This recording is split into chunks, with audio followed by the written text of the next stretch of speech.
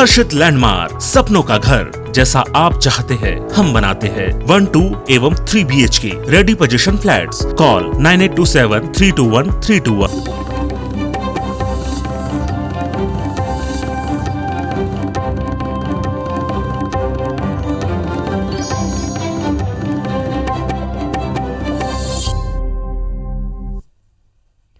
नमस्कार, स्वागत है आप सबका। मैं हूं पुनीत पाठक और वक्त है मध्य प्रदेश की दिन भर की बड़ी खबरों को विस्तार से जानने का। मध्य प्रदेश सरकार 15 नवंबर को बिरसा मुंडा की जयंती पर जनजातीय गौरव दिवस मना रही है और इस दिन भोपाल के जंबूरी मैदान पर आयोजित समारोह में प्रधानमंत्री नरेंद्र मोदी शामिल होंगे। इसके लिए सरकार और बीजेपी संगठन युद्ध स्तर पर तैयारियों में जुटा है। कार्यक्रम को भव्य स्वरूप देने और भीड़ जुटाने के लिए बीजेपी नेताओं को जिम्मेदारियां दी गई हैं। इधर इस कार्यक्रम को लेकर अब सियासत भी दिख रही। एक तरफ कांग्रेस है जो बिरसा मुंडा की जयंती पर 15 नवंबर को ही जबलपुर में आदिवासी सम्मेलन करने वाली है, तो वहीं दूसरी ओर भोपाल के हमीदिया हादसे का हवाला देकर पीएम मोदी से अपना दौरा रद्द करने की अपील की गई। कांग्रेस विधायक पीसी शर्मा ने कहा कि हादसे को लेकर प्रदेश और भोपाल शोक में है, इसलिए पीएम मोदी को अपना दौरा रद्द करना चाहिए और जो पैसा यहां खर्च होना है उसे पीड़ित परिवार और अस्पताल को देना चाहिए। पीसी शर्मा ने कहा कि वो प्रधानमंत्री मोदी से मिलने का प्रयास करेंगे और उनसे इस घटना की उच्च स्तरीय जांच और मंत्री विश्वास सारंग के इस्तीफे की मांग सामने रखेंगे। सीएम शिवराज सिंह ने कांग्रेस की आपत्ति पर पलटवार करते हुए कहा कि कांग्रेस के लोगों को लगातार तकलीफ हो रही है। बीजेपी जनजातीय गौरव दिवस क्यों मना रही है? असल तकलीफ ये है, आदिवासी भाई बहन आएंगे, उनका हृदय से स्वागत होगा।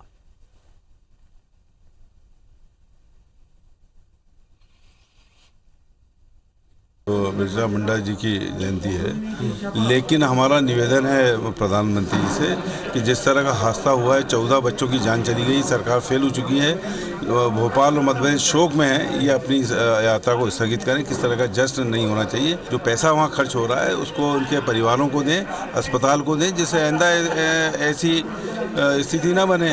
एक और दर्द हो रहा है कांग्रेस को, पता नहीं क्यों जनजातीय गौरव दिवस क्यों हो रहा है।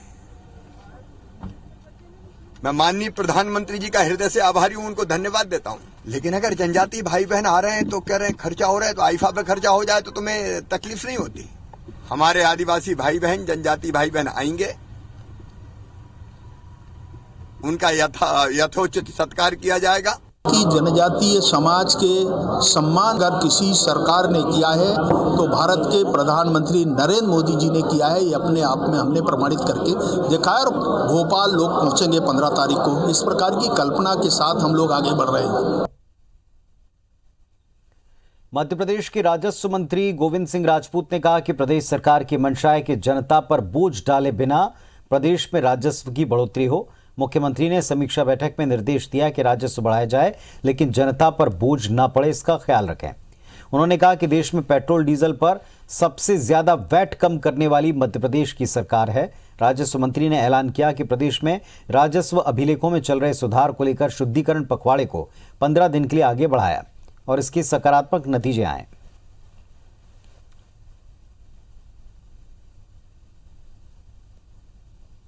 अभी पेट्रोल पर, डीजल पर सबसे ज़्यादा टैक्स अगर वेट किसी ने कम किया है तो मध्य प्रदेश सरकार ने किया है, और बहुत सारी चीज़ें ऐसी हैं जिन पर हम सरकार का सोचना है कि जनता पर भार ना आए। भोपाल के कमला नेहरू अस्पताल हादसे में अब तक 13 बच्चों की मौत हो चुकी है, लेकिन जिला प्रशासन ने सरकार को जो रिपोर्ट भेजी उसमें केवल 4 मौतों का जिक्र है। इनमें से 3 के शव पोस्टमार्टम कराकर परिजनों के सुपुर्द किए गए। वहीं एक बच्चे के परिजनों की आशंका के बाद शव का डीएनए टेस्ट करवाया जा रहा है।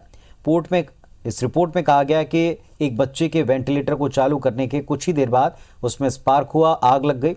रिपोर्ट पर भोपाल के प्रभारी मंत्री भूपेंद्र सिंह ने कहा कि शुरुआती जांच में प्लग लगाने के बाद स्पार्क से आग लगना पाया गया। वहीं मौत के आंकड़ों को लेकर उन्होंने कांग्रेस पर भ्रम फैलाने के आरोप लगाए। उन्होंने कहा हमीदिया में प्रतिदिन डिलीवरी के दौरान 3 बच्चों की औसतन मौत होती है। इस आंकड़े को भी कांग्रेस हादसे में शामिल कर रही है। कांग्रेस जो बच्चे डिलीवरी के समय खत्म हो गए, डिलीवरी में खत्म हो गए, उन बच्चों की संख्या जोड़कर कांग्रेस ये बता रही है वहाँ पर शॉर्ट सर्किट हुआ, जो धुआं हुआ उससे इन बच्चों की मृत्यु हुई, जबकि ऐसा नहीं है। कांग्रेस गलत तरह से उस चीज़ को इंटरप्रेट कर रही है। कांग्रेस के वरिष्ठ नेता सलमान खुर्शीद की किताब पर विवाद खड़ा हो गया है। सलमान खुर्शीद ने अपनी नई किताब सनराइज ओवर अयोध्या में हिंदूवादी संगठनों की तुलना आईएसआईएस जैसे आतंकी संगठनों से की है, जिसके बाद बीजेपी ने सलमान खुर्शीद के खिलाफ मोर्चा खोल दिया है। बीजेपी के वरिष्ठ नेता जयभान सिंह पवैया ने सलमान खुर्शीद की किताब पर कड़ी आपत्ति जताते हुए उसे बैन करने की मांग की। उन्होंने खुर्शीद की किताब को जहरीली कलम से लिखा बताया। साथ ही सलमान को पवैया ने देश तोड़ो गैंग का लीडर करार देते हुए विदेशी महिला का गुलाम तक कहा। पवैया ने मांग की कि सलमान पर आपराधिक मामला दर्ज होना चाहिए। किताब पर तत्काल बंदिश लगनी चाहिए। ये आपराधिक कृत्य है इस तरह की जहरीली पुस्तक लिखना, इसलिए सलमान खुर्शीद के खिलाफ आपराधिक मुकदमा दर्ज हो और इनको शिक्षकों के अंदर भेजा जाना चाहिए। मध्य प्रदेश के पूर्व मुख्यमंत्री सुंदरलाल पटवा की जयंती पर प्रदेश बीजेपी दफ्तर में श्रद्धांजलि सभा का आयोजन हुआ। इस दौरान सीएम शिवराज सिंह ने उनको याद करते हुए कहा कि स्वर्गीय सुंदरलाल पटवा के बिना मध्य प्रदेश की राजनीति की कल्पना नहीं की जा सकती। करीब आधे दशक तक वो मध्य प्रदेश की राजनीति के केंद्र बिंदु रहे। उनकी संगठन क्षमता और उनकी वक्तव्य कला का सभी लोहा मानते हैं। राजनीति और दलीय सीमाओं से परे उन्होंने सबका आदर और सम्मान प्राप्त किया। प्रधानमंत्री ग्रामीण सड़क योजना की कल्पना उन्हीं ने की। वहीं प्रदेश बीजेपी अध्यक्ष वीडी शर्मा ने कहा कि सुंदरलाल पटवा ने कार्यकर्ताओं को गढ़ने का काम किया। वो जनता के दिलों पर राज करते थे।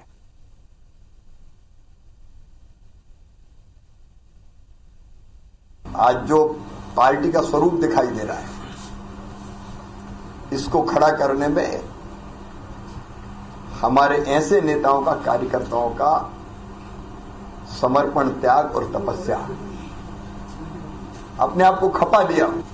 सचमुच में केडर बेस्ड पार्टी से मध्य प्रदेश में मास बेस्ड पार्टी बनाने में पटवा जी का अतुलनीय योगदान है, जबरदस्त योगदान है, जन जन तक ले जाने में पार्टी। एक इस प्रकार का व्यक्तित्व ये मध्य प्रदेश है जिसमें इस प्रकार के कार्यकर्ता वास्तव में खड़े किए। और मुझे उस दिन लगा कि ऐसे लोगों का ही कारण है कि भारतीय जनता पार्टी मध्य प्रदेश के अंदर पूरे देश में एक आदर्श ऑर्गेनाइजेशन के तौर पर इसलिए जाना जाता है कि इस प्रकार के कार्यकर्ताओं को तैयार करने वाले लोग मध्य प्रदेश के अंदर रहे। जबलपुर में कांग्रेस विधायक संजय यादव के बेटे ने खुद को गोली मारकर आत्महत्या कर ली। विधायक के 17 साल के बेटे विभू यादव ने अपने पिता की लाइसेंसी पिस्टल से अपने सिर पर गोली मार ली। गोली लगने से वो बुरी तरह जख्मी हो गए। विधायक के बेटे को नज़दीकी अस्पताल ले जाया गया, लेकिन डॉक्टर्स उनकी जान बचा नहीं सके। विधायक के बेटे विभू यादव अपने हाथीताल स्थित घर पर दोपहर में अकेले थे। विधायक संजय यादव अपने निर्वाचन क्षेत्र बरगी में थे। मां एक रिश्तेदार से मिलने नरसिंहपुर गई थी और विधायक का बड़ा बेटा किसी काम से घर से बाहर था। पुलिस को विभू के पास से 4 पन्नों का एक सुसाइड नोट मिला है। हालांकि पुलिस सुसाइड नोट की डिटेल्स बताने से बच रही है, लेकिन सूत्रों के मुताबिक विधायक के बेटे ने अपने सुसाइड नोट में लिखा है कि वो अपने दोस्त के पास जा रहा है। इस नोट में विभू ने लिखा है कि उसके मम्मी पापा बहुत अच्छे हैं, लेकिन उसे अपने दोस्त के पास जाना है। को सूचना मिली है पुलिस को, जिसमें कि जो विधायक संजय यादव है उनके घर पे उनके पुत्र ने स्वयं को रिवॉल्वर से जो है गोली मारी थी, जिसमें उनको तत्काल जब उनको यहाँ भंडारी अस्पताल लाया गया तो उनकी मृत्यु हुई। प्रथम दृष्टया ये एक सुसाइड है और इसमें पिस्टल भी घटनास्थल से मिली है और एक सुसाइड नोट भी मिला है और पुलिस की जांच इसमें लगातार जारी है। ग्वालियर के गोला का मंदिर पुलिस ने चित्रांश जैन, सारांश जैन और अमित जैन नाम के आरोपियों के खिलाफ करीब 2 करोड़ की धोखाधड़ी का मामला दर्ज किया है। इन पर क्रिप्टो करेंसी में निवेश करवाकर अपने परिचितों को साल भर में पैसा दोगुना करने के नाम पर ठगी करने का आरोप है। तीनों आरोपियों ने सैनिक कॉलोनी में एक दफ्तर खोला, लोगों को क्रिप्टो करेंसी के कारोबार की बात बताई और रुपया 2 गुना और 3 गुना करने का लालच दिया। कई लोगों ने इस झांसे में आकर निवेश किया और इस तरह आरोपियों ने 1 साल में 2 करोड़ रुपए समेटे और रातों रात गायब हो गए। इसके बाद पुलिस को शिकायत की गई। फिलहाल पुलिस ने केस दर्ज कर जांच शुरू कर दी है। आरोपियों की तलाश की जा रही है। इन्होंने इन्वेस्टमेंट के नाम पर इससे डबल कर देंगे बिटकॉइन के नाम पर, बिटकॉइन के थ्रू ये पैसा लिया। और इसके बाद फिर और भी आवेदक आए, इसमें लगभग 8 से 10 आवेदक हैं जिनके साथ भी धोखाधड़ी इस तरह की हुई है कि निवेश के नाम पर, डबल करने के नाम पर निवेश कराया गया और धोखाधड़ी की गई है। अपराध पंजीबद्ध कर विवेचना में लिया गया है। ग्वालियर के एक युवक को अपने भाई के दोस्त के साथ उसकी गर्लफ्रेंड के घर में जाना महंगा पड़ गया। लड़की के परिजनों ने उसकी जमकर धुनाई कर दी। फेसबुक पर ग्वालियर के एक युवक को शिवपुरी की एक लड़की से प्यार होता है। हिम्मत करके वो उसके घर तक पहुंच जाता है, लेकिन परिजनों को जैसे पता चला वहां से भाग खड़ा होता है। परिजनों के हत्थे चढ़ जाता है उसका दोस्त और चचेरा भाई। गुस्साए परिजन उसके हाथ पैर बांधे उसकी जमकर धुनाई की। बाद में उस युवक पर चोरी कबूल करने का दबाव बनाया गया। अपनी जान बचाने के लिए युवक ने चोरी स्वीकार कर ली। उसके ऊपर मुकदमा दर्ज किया गया। पीड़ित युवक बल्ली कुशवाहा के सिर पर 7 टांके आए हैं। उसका इलाज जिला अस्पताल में चल रहा है। बल्ली कुशवाहा के मुताबिक जैकम के साथ वो और चचेरा भाई कार से उतरकर गांव की तरफ गए। जैकम अपनी गर्लफ्रेंड से मिलने के लिए लड़की के घर के अंदर चला गया और बाद में चिल्लाने की आवाज़ आई तो देखने के लिए वो भी अंदर चला गया।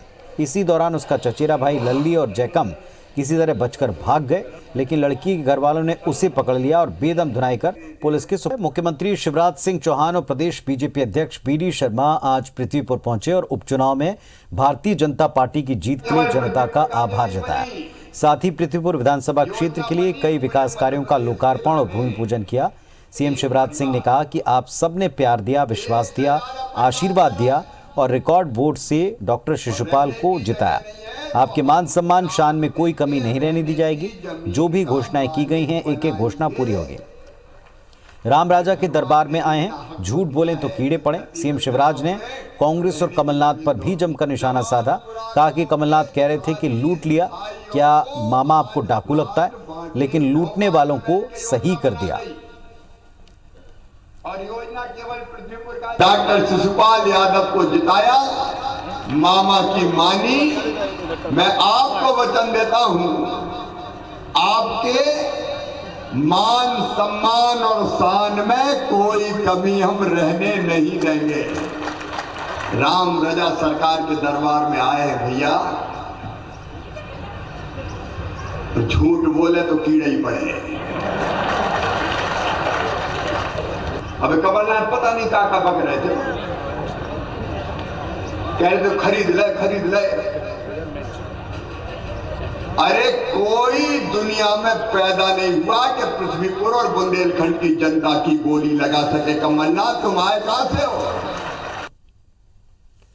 मध्य प्रदेश में टीकाकरण में लोगों की लापरवाही से प्रशासन परेशान है और इसलिए तरह तरह से वैक्सीनेशन की कवायद है। आपको ग्वालियर की तस्वीर दिखाएंगे, जहां ग्वालियर प्रशासन वैक्सीनेशन में लापरवाही पर सख्त है। जिले के कलेक्टर कौशलेंद्र विक्रम सिंह ने एक फरमान जारी किया कि शहर के पेट्रोल पंप पर पेट्रोल डीजल तभी मिलेगा जब लोग वैक्सीनेशन सर्टिफिकेट दिखाएंगे और ऐसा न होने पर वैक्सीनेशन के लिए नजदीकी अस्पताल भेजा जाएगा।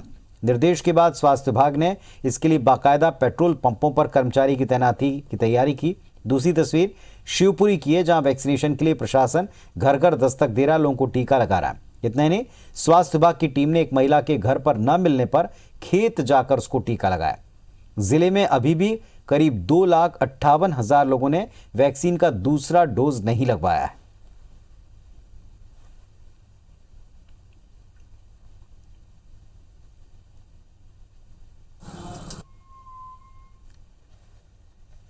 जिन्होंने सर्टिफिकेट प्रोड्यूस करेंगे, दोनों डोज लग चुके हैं, उनको यहाँ पेट्रोल और डीजल प्रदान किया जाएगा और उनके बाद साथ में प्रेरित भी करवाएंगे कि भैया ज़्यादा से ज़्यादा लोगों को अपन सेकेंड डोज लगवाएं और तभी उनको डीजल पेट्रोल दिया जाएगा। जो बड़े बड़े पेट्रोल पंप हैं वहाँ से हम शुरुआत कर रहे हैं, जहाँ पर लोड ज़्यादा रहता है।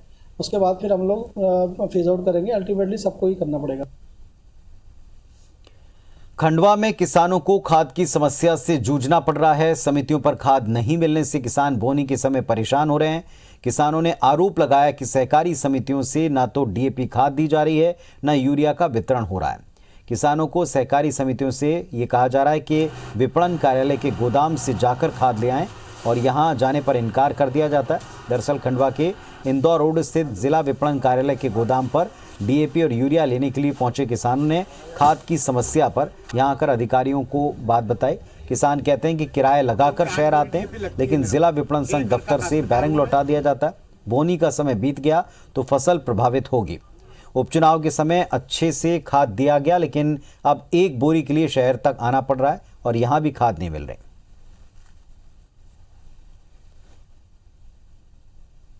कहीं मिलती नहीं है, वहाँ सोसाइटी में जाओ तो कहे कि नहीं कि बिक्री माही नहीं कहेगी, तो बिक्री माही नहीं तो किसान ना करनी तो किनका देगा ये बिक्री माँ।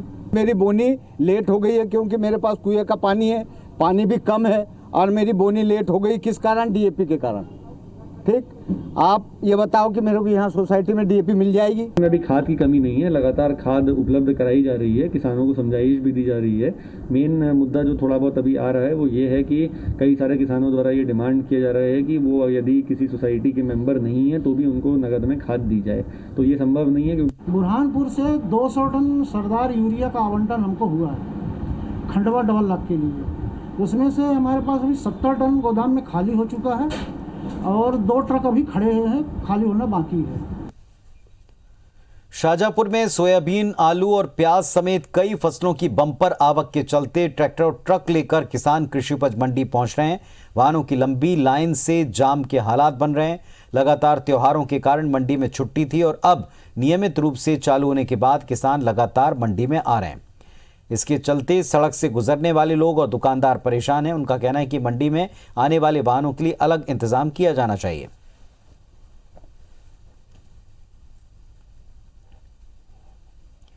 रानी दुर्गावती विश्वविद्यालय जबलपुर स्टार्टअप को बढ़ावा देने अब युवा कारोबारियों की मदद करेगा और इसके साथ ही उनकी आय भी बढ़ाएगा।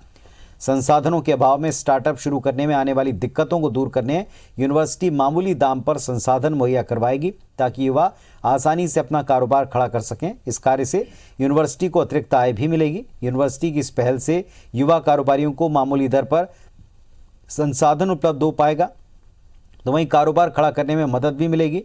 विश्वविद्यालय प्रबंधन इस मदद के बदले युवा कारोबारियों से संसाधनों को उपलब्ध कराने के एवज में शुल्क लेगा।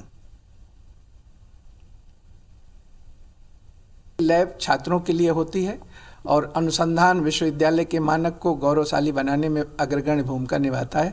मैं चाहूँगा कि हमारे जितने छात्र छात्राएं हैं वो किसी भी संकाय में किसी भी विभाग के अंतर्गत यदि प्रयोगशाला की आवश्यकता है तो उसका प्रयोग कर सकते हैं। उसकी अनुमति प्रशासन सदैव देता रहेगा। ऐसी प्रॉपर्टीज़ हैं जो कैंसर को मात दे सकती हैं, कफ कोल्ड को, फीवर को, आपको लीवर इन्फेक्शंस है, बॉडी का कोई भी इन्फेक्शंस है, उसमें सब में वो हेल्प करता है। तो हम उसके लिए अभी एक मेडिसिनल जूस पर्पस तैयार कर रहे हैं अभी स्मॉल स्केल लेवल पे, और फिर अगर वो हमारा फीडबैक्स रिन्यूअल सब कुछ अच्छा होता है तो हम उसे लार्ज स्केल इंडस्ट्रीज पे भी लेके जाएंगे। मथुरा के बाद शाहजहांपुर में कंस वधोत्सव का कार्यक्रम आयोजित होता है। जिले में इस परंपरा को 267 साल पूरे हो चुके हैं और इस बार 268वां कंस वधोत्सव 14 नवंबर को आयोजित होगा।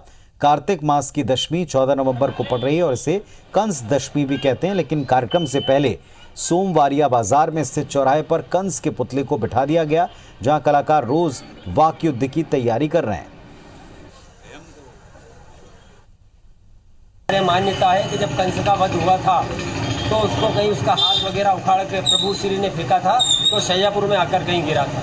तो उस मान्यता के हिसाब से कंस वधोत्सव का कार्यक्रम शाहजहांपुर में भी रखा जाता है। तो उनके जो वंशज हैं वो आज यादव समाज के लोग हैं, वो इसका वध करते हैं। यहाँ पर 10 दिन इस कंस को विराजित किया जाता है। तो इस बुलेटिन में फिलहाल इतना ही। खबरों अपडेट्स के लिए आप देखते रहें IBC 24। नमस्कार।